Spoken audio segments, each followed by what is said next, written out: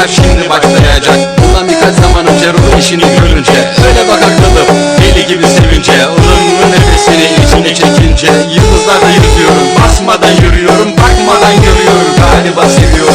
Aşkla sevgi ortaklar, yerinde durmaz atlarlar. Ağlatırlar susmazlar, yüreklerden çıkmazlar. Susmuşlardır duymazlar.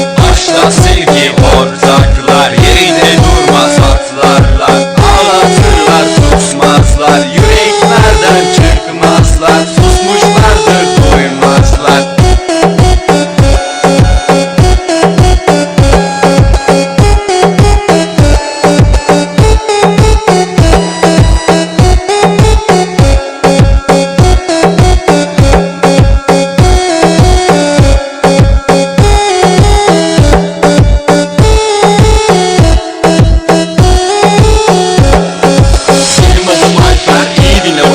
Kaçırmasın seni, sıkıldıysan gözyaşından. Kolay değil aşık olup yerinde durmak, konuşmak, bakışmak, deli gibi durmak. Kulak ver, gerçekler şimdi başlayacak. Bundan birkaç zaman önce ruh işini görünce öyle bakakladım deli gibi sevince. Ilımlı nefesini içine çekince yıldızlarda yürüyorum, basmadan yürüyorum, bakmadan görüyorum. Galiba seviyorum.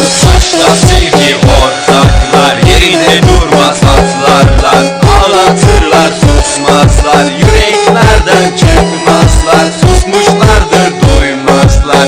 Aşkla sevgi ortaklar, yerinde durmaz atlarlar. Ağlatırlar susmazlar, yüreklerden çıkmazlar. Susmuşlardır duymazlar. Aşkla sevgi ortaklar, yerinde durmaz atlarlar. Ağlatırlar susmazlar, yüreklerden çıkmazlar. Susmuşlardır duymazlar. Aşkla sevgi ortaklar, yerinde durmaz atlarlar. Ağlatırlar susmazlar, yüreklerden çıkmazlar. Susmuşlardır duymazlar. Aşkla sevgi